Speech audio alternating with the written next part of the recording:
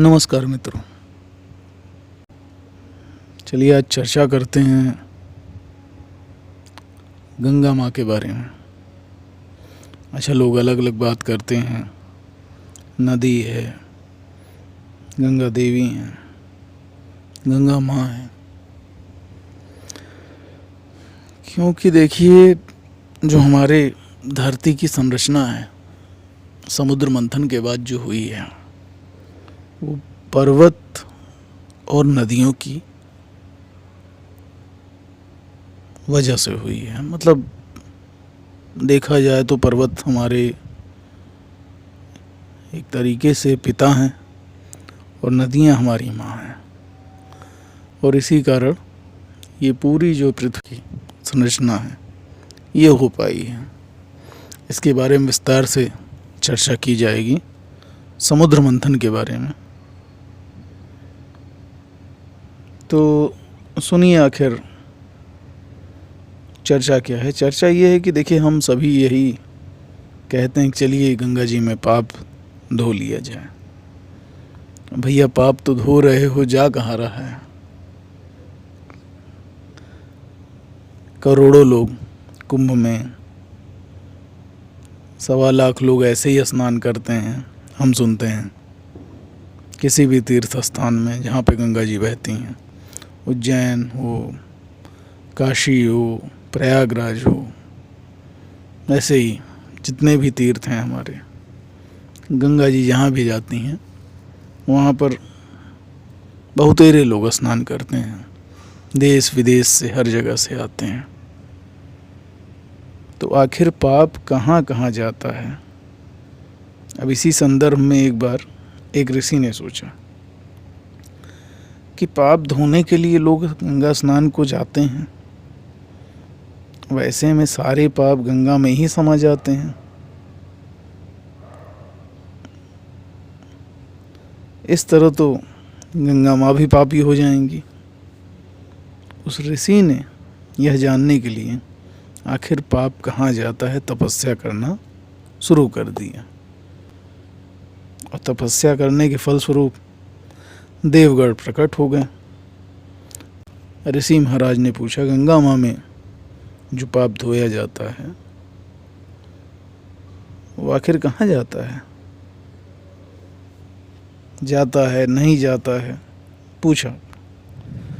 तो भगवान ने कहा कि चलिए माँ गंगा से ही पूछ लिया जाए। अब ऋषि और भगवान दोनों ही गंगा माँ की शरण में गए। पूछे, हे गंगे, सब लोग आपके यहाँ पाप धोते हैं, इसका क्या मतलब है, आप भी पापी हो गई? तब माँ गंगा ने कहा कि मैं कैसे पापी हो गई, मैं तो सभी पाप ले करके समुद्र को अर्पित कर देती हूँ। अब इसके बाद ऋषि और भगवान समुद्र के पास पहुँच गए। कहे, हे सागर। माँ गंगा के पास गए, उनसे पूछा। उन्होंने कहा वो सब आपको अर्पित करती हैं, तो क्या आप पापी हो गए? अब समुद्र महाराज ने कहा कि भैया, मैं कैसे पापी हो गया, मैं तो सभी पापों को भाप बनाकर बादल बना देता हूँ। और ऋषि और भगवान दोनों ही समझ गए कि बादल के पास जाना है, और वहाँ पहुँचे। कहे, हे बादल, समुद्र पापों को भाप बनाकर बादल बना दिए, तो क्या आप पापी हुए? बादलों ने कहा, भाई मैं कैसे पापी हो गया, मैं तो सभी पापों को वापस पानी बना देता हूँ और धरती पर गिरा देता हूँ वापस, और इससे ही अन्न उपजता है और इसे ही मानव खाता है। उस अन्न को जिस मानसिक स्थिति में उगाया जाता है और जिस वृत्ति से, जिस पुरुषार्थ से, या कह लीजिए जैसी आपकी मानसिकता है, प्राप्त किया जाता है। अब कोई डाकू है, कोई सरकारी विभाग में कर्मचारी है, कोई मेहनत मजदूरी करके ले रहा है अनाज, तो जिस मानसिक अवस्था में खाया जाता है उसी आधार पर मानव की मानसिकता बन जाती है। यही कारण है कि कहा जाता है जैसा खाए अन्न वैसा बनता मन।